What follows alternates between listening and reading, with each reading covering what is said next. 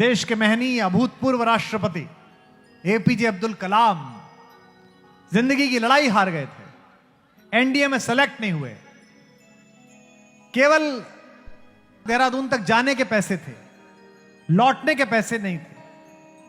आप में से कितने लोग ऋषिकेश गए, हाथ उठा के बताइए। बहुत लोग गए हैं। अब की बार दोबारा जाओ या नए लोग जाओ तो देखना, वहां शिवानंद आश्रम है। उस शिवानंद आश्रम के पास एक बड़ी शिला है, नीचे माता गंगा बहती है। शाम के समय जब पैसे नहीं थे तो सोचा कलाम साहब ने कि बहन के गहने गिरवी रख के आया था, सोचा था पायलट बन जाऊंगा, जहाज उड़ाऊंगा, सिलेक्शन नहीं हुआ, अब वापस जाने के पैसे नहीं है, ऐसे जीवन का क्या फायदा, आत्महत्या कर लेता हूं। उन्होंने अपनी आत्मकथा में लिखा है, पढ़ना उनके अग्निगुणान, विंग्स ऑफ फायर, उसमें लिखा है कि मैंने सोचा कि मैं आत्महत्या कर लेता हूं। शाम के समय टहल रहे थे, इसी उद्विग्नता के साथ के कूदूं, संध्या करके आरती करके माता गंगा को प्रणाम करने के लिए स्वामी शिवानंद जी निकले। उन्होंने देखा एक लड़का टहल कदम कर रहा है और बिल्कुल कोने पे आके रुकता है। पुराना अनुभव, ज्ञानी आदमी, तपस्वी संत पहचान गए। बोले बेटा एक सेकंड रुक, यहां। प्रणाम महाराज।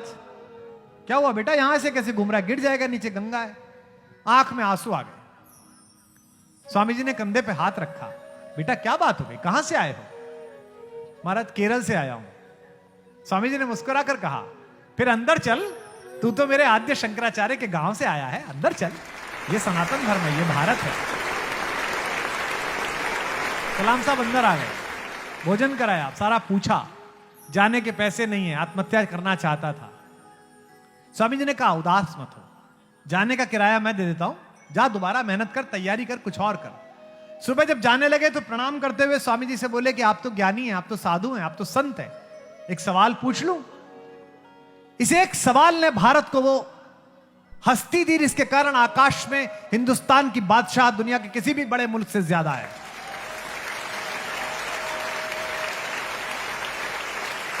इतनी नई कंपनियां अमेरिका खड़ा नहीं करता जितनी हम मिसाइल फेंकते हैं आकाश में। पूरी दुनिया किराए पे मिसाइल फेंकवाने आती है हमसे, श्री हरिकोटा से। तो कलाम साहब ने कहा एक प्रश्न पूछ लूं। शिवानंद जी ने कहा हाँ बता बेटा।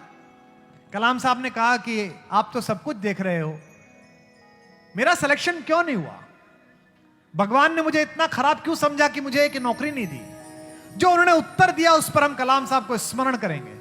शिवानंद जी ने कहा नहीं नहीं, तू असफल नहीं हुआ है। भगवान ने तुझे नौकरी इसलिए नहीं दी क्योंकि भगवान ने तुझे इससे भी बड़े किसी काम के लिए सुरक्षित रखा है।